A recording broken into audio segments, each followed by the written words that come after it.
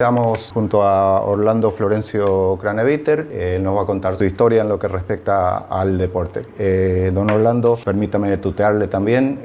Tenga usted muy buenos días, gracias por recibirnos en su casa. Y en principio nos cuenta dónde nació. Buenos días primero a todos, gracias por la invitación. Nací en Entre Ríos en el año 49 y en aquella época en Valle María, entre los pueblos de Paraná y Diamante, que son todas las aldeas alemanas, y desde muy chico empezamos a jugar fútbol, porque teníamos un equipo de baby fútbol. Bueno, hasta Strobel íbamos, que es un pueblo cerca de Diamante, donde jugábamos el campeonato. Y nos llevaba un señor que tenía un par de mellizos y que le gustaba el fútbol, entonces todas las semanas a la noche íbamos a jugar porque estaba iluminada la cancha en aquella época, 55 más o menos, hasta el 63, que terminé, 62, que terminé séptimo grado, sexto grado en aquella época, y me fui a Córdoba con los salesianos, un colegio agrotécnico y salida normal de docentes. Yo salí como docente, hoy día es netamente un colegio como el del Gentilini, agrícola netamente. Y bueno, en el 69 terminé, 68 terminé, me recibí de maestro y me encuentro con el señor Heinrich, que era rector del Ruiz de Montoya, del colegio de Ruiz de Montoya. Que el papá, ¿El Instituto Cuchilla sería? De Ruiz de Montoya, sí, de Cuchilla. Que la hija después fue rectora del Montoya de Posadas, Nélida, que tenía más o menos mi edad. Y me dice, ¿no querés ir a Misiones? Y bueno, le digo que sí. Un día viene mi mamá, me dice, ahí mandó un telegrama a Heinrich que vayas a Misiones que tiene un cargo. Así que junté mis cosas, una valijita, y me vine viajando a Misiones. Bajé en Capiobí el 16 de marzo a las 7 de la mañana del Iguazú, domingo. Y pasaba un señor jovencito, que después me entero que es Otto Rapp, que vivía en la casa de Juan Keller. Y le pregunto dónde quedaba más cerca, si Aristóbulo del Valle o Ruiz de Montoya. Se rió y me dice, no, Ruiz de Montoya, domingo 7 de la mañana. Le pregunto si hay taxi, me dice, no, acá no hay taxi. Le pregunto algún auto que me pueda llevar a Ruiz de Montoya. Me dice, no, ahora la gente se va a la misa. Así que le pregunto, ¿dónde puedo dejar mi valija? Me dice, si querés, deja en mi casa. Que era la casa de Juan Keller, detrás de la carnicería de Américo. Y ahí dejé mi valija y me fui caminando. Y crucé el puente del Pollero en Capiobí, que recién estaba hecha la losa. Y bueno, a la tarde me quedé ahí, ubiqué al señor Heinrich, Andrés, que falleció lamentablemente ya, y me trajo a San Gotardo, allá sobre el río donde vivía la directora de la escuela 231, la señora Norma Beatriz Navarro de Lochner. Me recibió, que esto, aquello, pero bien sobre el río, ahí hay un puerto, el puerto de San Gotardo y los noques de Nosiglia. Y un poquito más arriba estaba la casa del papá de Oki Saleman. Y me alojé ahí. Durante 2 años estuvimos ahí y bueno, empezamos a armar un equipo de fútbol con Héctor Neubauer, que el hermano todavía está acá, que tiene una discapacidad en la pierna. Él es hermano de él y Héctor era chofer de Martín de los Nosiglia, del secadero de San Gotardo, Pampero. Y bueno, jugábamos en la pista de aviación, porque el que conoce San Gotardo se acordará que en San Gotardo había una pista de aviación, que hoy es un pinal, ¿no? Y ahí armábamos todos los domingos y entre semana partidos de fútbol, aparte en la escuela vieja de San Gotardo, que no es la actual. La escuela vieja eran 2 aulas, dirección y una pequeña galería, al lado nomás, que era de Otto Schulz, la propiedad. Hasta que después se construyó, que yo nunca más estuve en esa escuela, excepto 2 años. Y ahí empezamos a conectarnos primero con Oro Verde, con los Mencias, con los Ortiz, a jugar los domingos al fútbol. Y después nos conectamos con la gente de Capiobí, Juan Keller. Yo me venía al correo a pie de San Gotardo, frente a lo que es hoy el Banco Macro. Había una casillita de madera que don Fox atendía.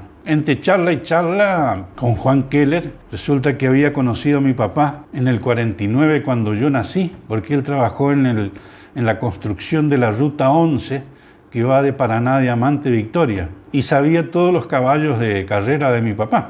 Así que ahí entramos en una amistad, ya empezamos a jugar en Capiobí, en la cancha vieja de Capiobí, detrás de la escuela normal, detrás de la escuela 93. Empezamos a... O sea, la cancha de Capiobí no es la actual, la del complejo. No, nada que ver, esa no existía. Después se hizo y ya después en el 80, 81, ya jugaba yo en Capiobí, empecé en el 71, 69, 70, ya empecé a jugar con Capiobí, pero en la cancha vieja. En ese interín después empezamos a jugar en la cancha nueva, inauguramos, no recuerdo qué año fue que se iluminó la cancha de Garuapemí. Hicimos el primer partido de noche, como todo novato, nunca jugando en césped y de noche, el pasto estaba húmedo. Sí.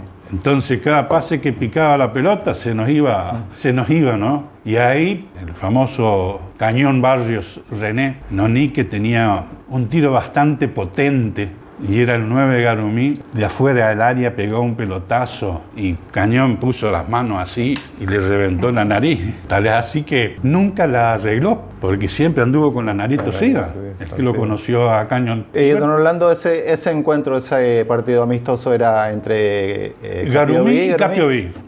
Atlético Capiobí. Atlético, no era Esperanza todavía. No era Esperanza todavía. Esperanza nace cuando Papel entra en la liga. Y los que íbamos a ir muertos éramos los de Atlético Capiobí, que no teníamos ni cancha, ni sede, más que jugadores. Que nos reuníamos en el garage de don Juan Keller, todas las semanas con un asadito y organizábamos los partidos del domingo. Entonces, ¿cuál era la forma de zafar esa situación? Que yo había vuelto de Suiza, porque en el 81 me había ido a Suiza con mi señora a visitar a los suegros y al final me quedé 6 meses. ¿En qué momento usted se casa con su señora? ¿Acá en Misiones o no, yo me caso en abril del 70,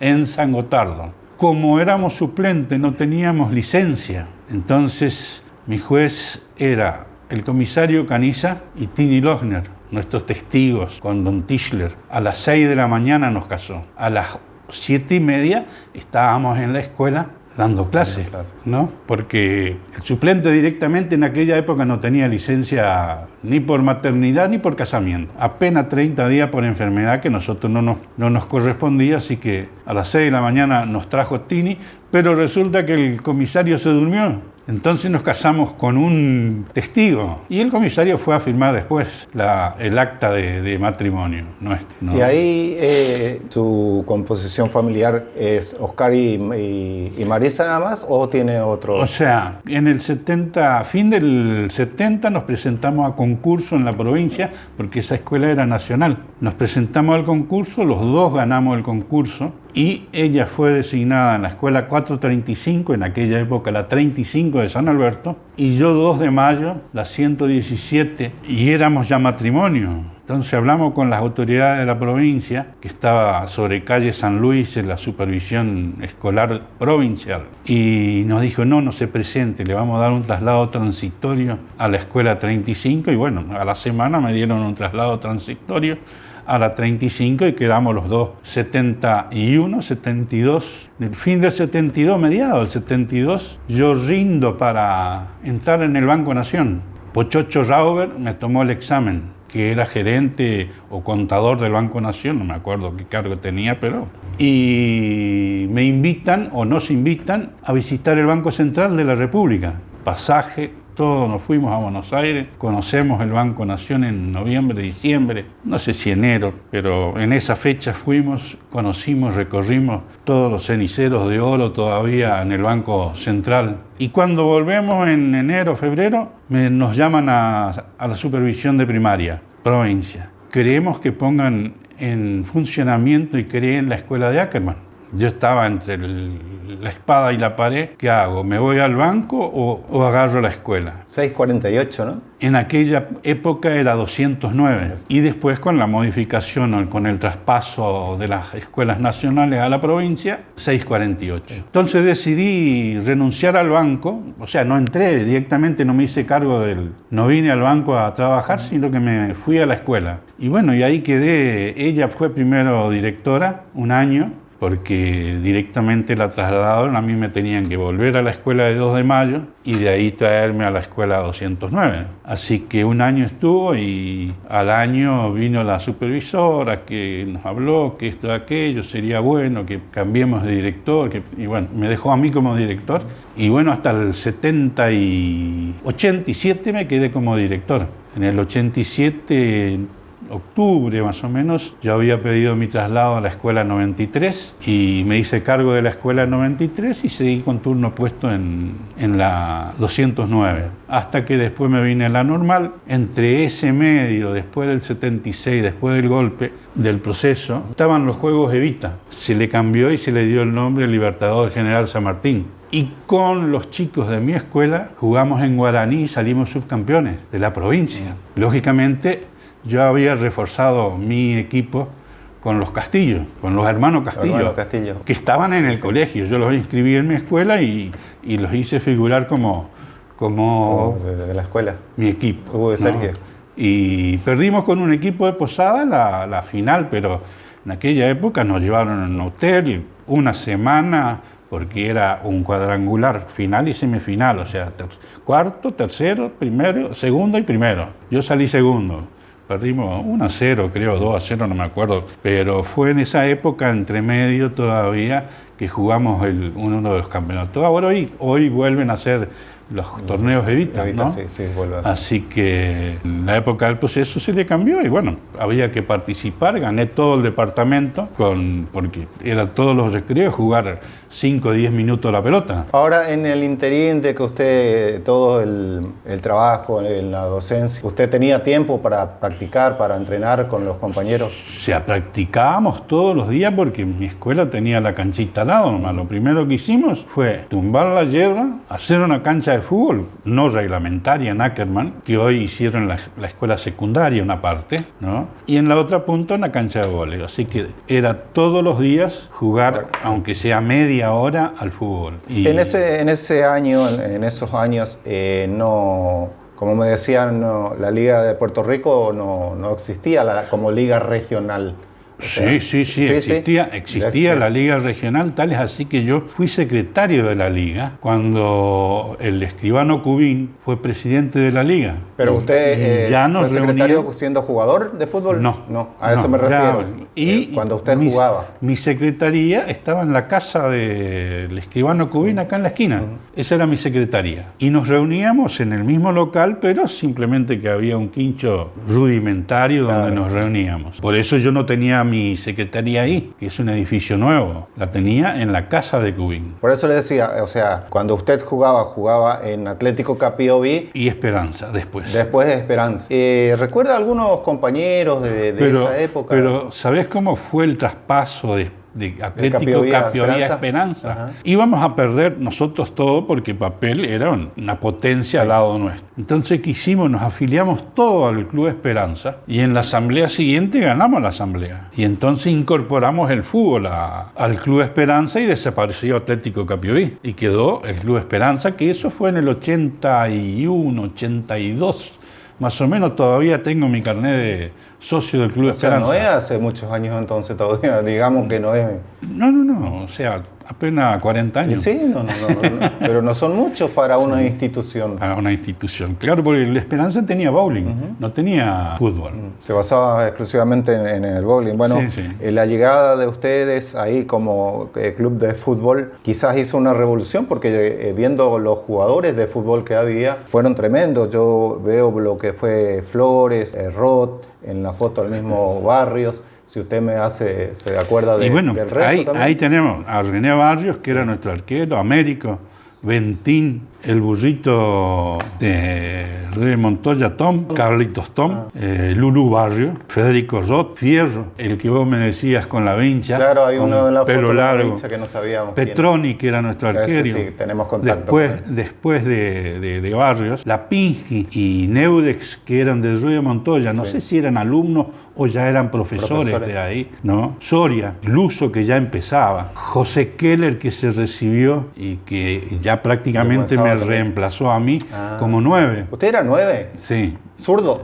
No, derecho. Derecho. Y José era un tipo que caminaba así como Messi en la cancha, pero cuando picaba no lo agarraba nadie. Aparte, Carlos Tom, José Keller, Poli Cáceres, que no jugaba mucho, pero ya estaba dentro de nuestro grupo como dirigente, ¿no? Y, lógicamente, después nosotros participábamos como docente en la escuela de Campo Grande, en la fiesta del docente. Un partido memorable con Santo Pipó, donde jugaba Cacobur, famoso. Sí.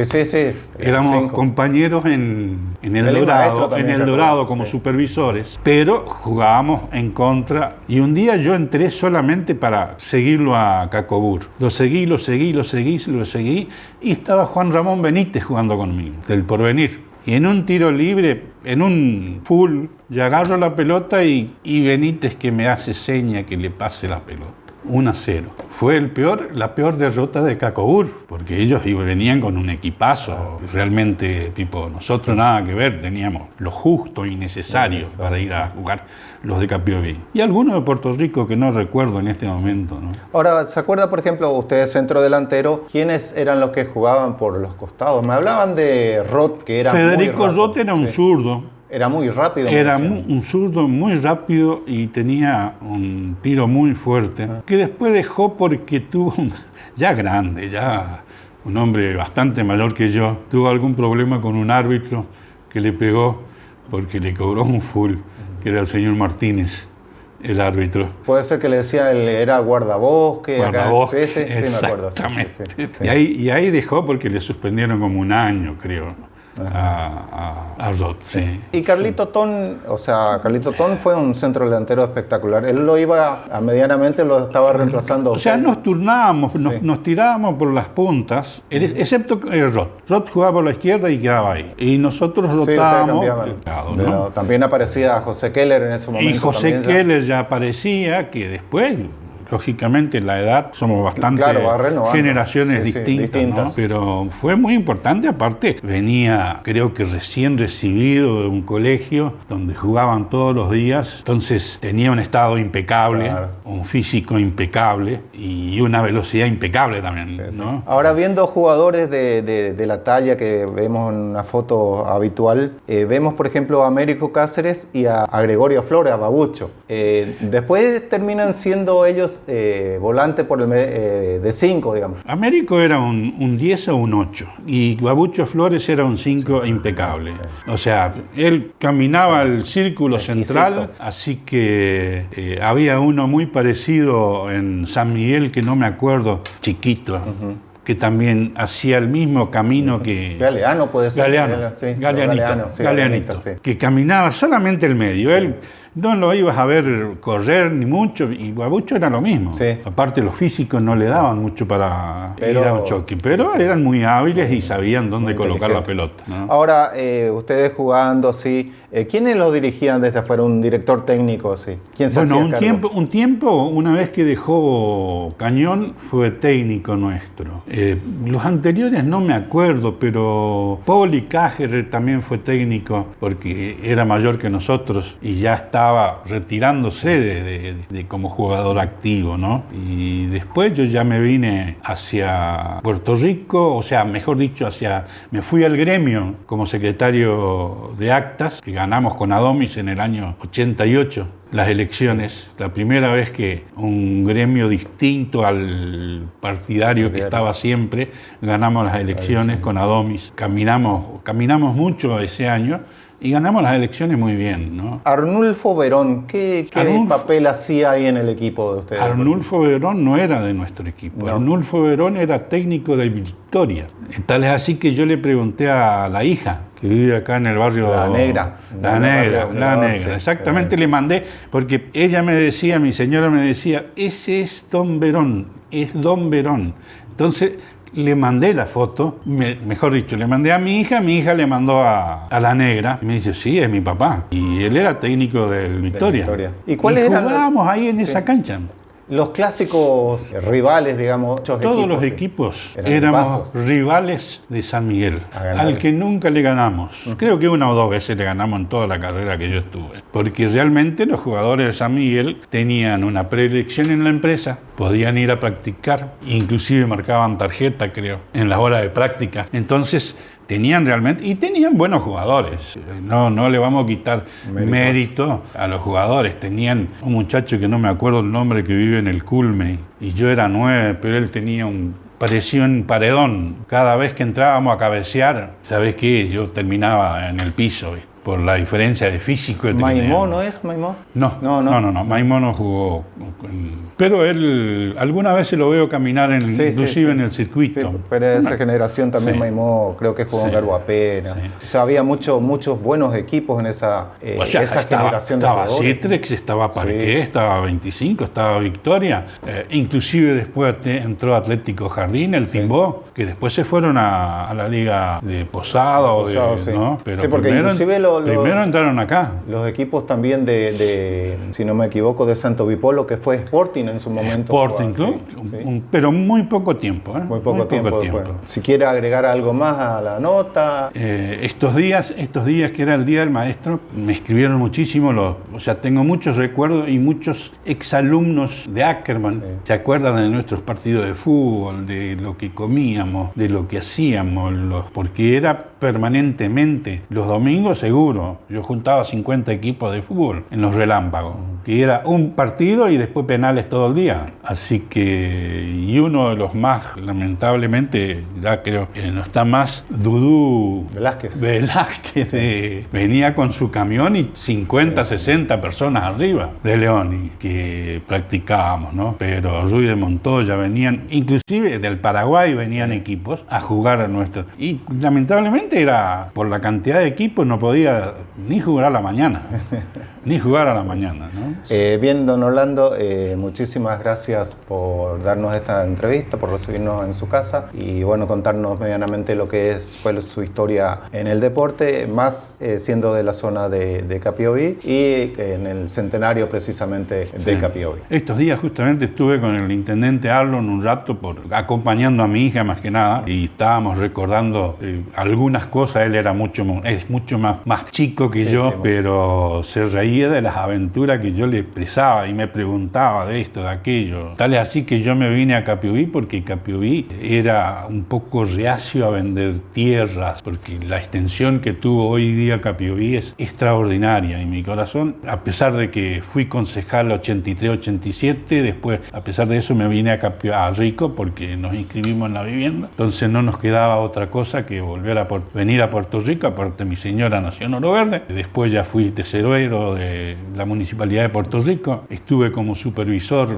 en Irigoyen, Andresito, San Antonio. Después me vine al Dorado, y del Dorado ya José me trajo aquí como secretario en el 91. En el 99 me fui a Europa, casi 6 años, y volví y José me llamó de vuelta a la Muni. Y hoy día estoy un poco reposando ya, descansando. Muchísimas gracias por tenerme en cuenta y por la visita que nos hace, a Monjes, a vos, al camarógrafo. Somos los 3 monjes, así que sí, porque eran un montón. Sí. Dale. Muchas gracias. Medio equipo de San Miguel era. Muchas gracias. Era monje. Muchas gracias. No, por favor, muchísimas gracias a ustedes.